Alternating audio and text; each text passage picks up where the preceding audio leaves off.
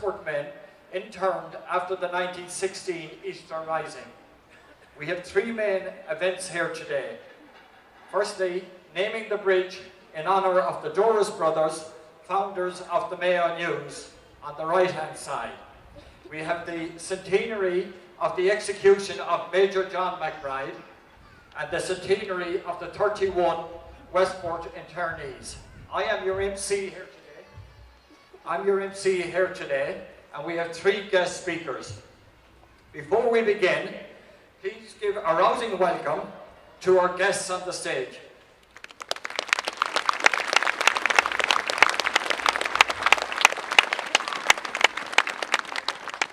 Dressed in Irish volunteer uniforms, we have four people just on the left-hand side. Now I know this is going to get a really good cheer.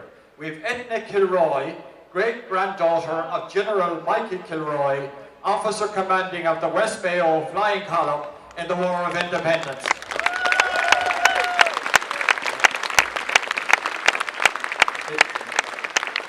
And she is joined here today by Padda Kilroy, son of Michael Kilroy, and we're delighted that Padda is here.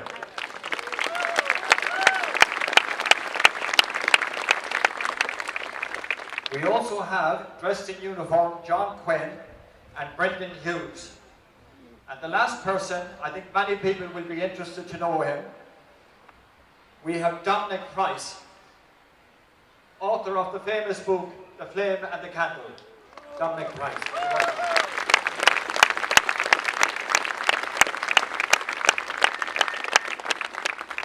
Welcome to Minister Michael Ring, who has represented this county for the last 22 years in Dáil Éireann.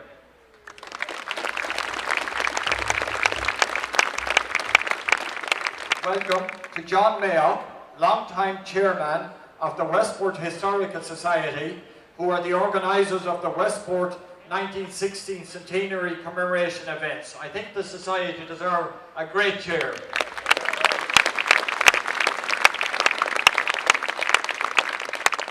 Our local clergymen, Father Charlie MacDonald and Reverend Val Rogers, both highly regarded and respected in Westport, are also very welcome. And on the far side, on my left, is Neil O'Neill, Managing Editor of the Mayo News.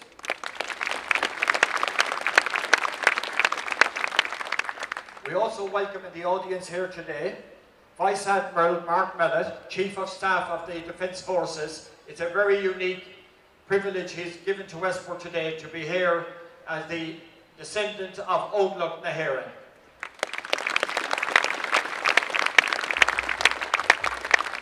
We also have representatives from the Mayo Association in Dublin, Pádraig Jordan, AJ Prendergast and Michael Cannon.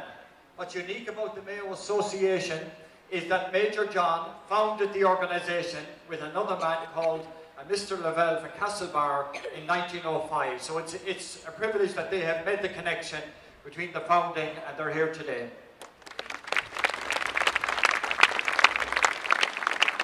For now, can I ask all members of the Doris family to make their way to the bridge on my right. All members of the Doris family to make their way to the bridge for the plaque unveiling and a group photograph. Can I also invite the Cathaoirleach of Mayo County Council, Councillor Michael Holmes, to make his way to the bridge.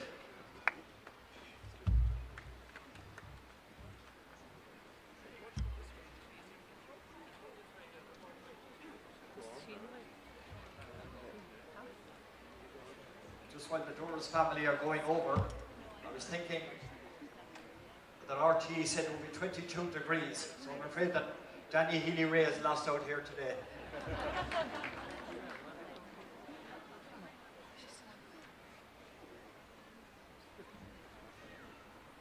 As the Doris family are going over, we proceed here.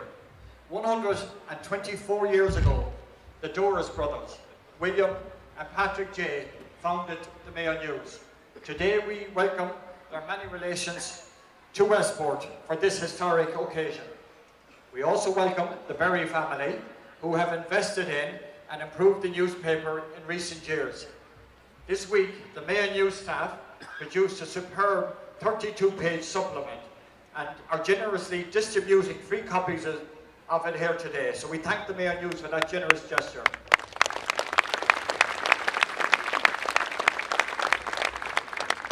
When it was first proposed to name the bridge after the two Doris brothers, it received widespread support in Westport from officials and from county councillors.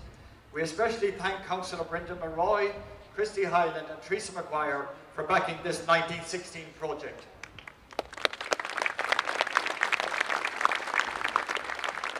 We must also thank the Doris Brothers Bridge Committee, Seamus Gavin, Neil O'Neill and James Kelly and the Westport Historical Society for organising it.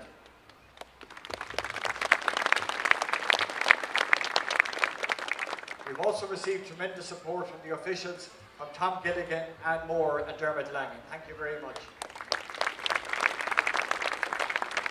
Here to tell us more about the Doris Brothers is Neil O'Neill, Managing Editor of the Mayo News.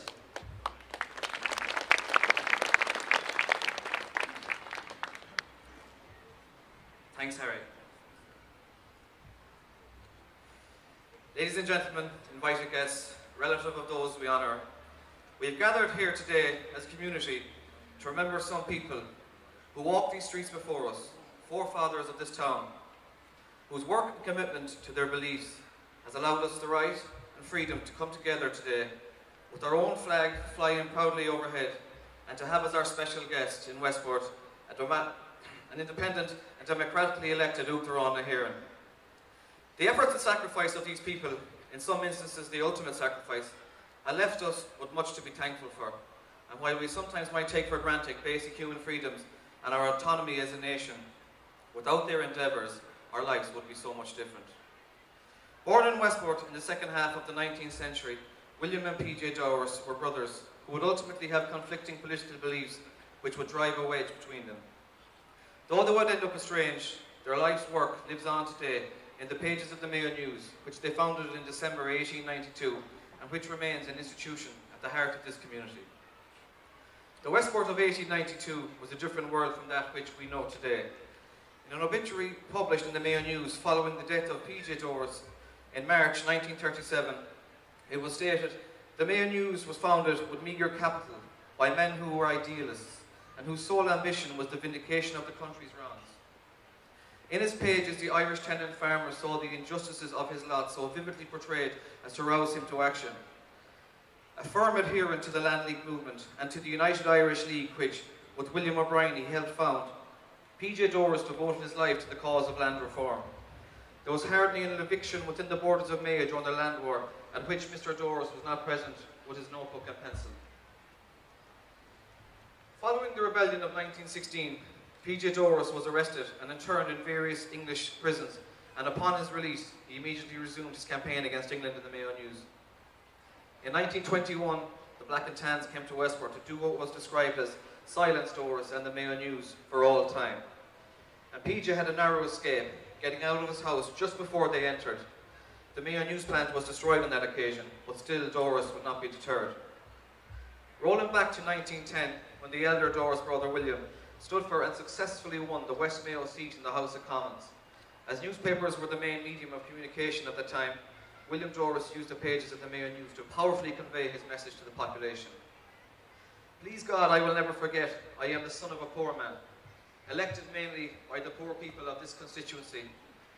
While I will not support injustice to anybody, I am a poor man's representative, and I will live and die the poor man's representative," he said upon his election, before moving to London to take up his seat in Parliament.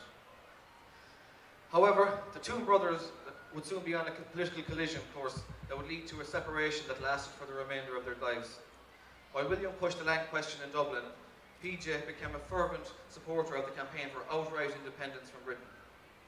William and the Irish Party began to lose support to the increasingly popular Sinn Féin party at the time, and P.J. began actively supporting Sinn Féin in the Mayo News, which saw the paper being banned for a time.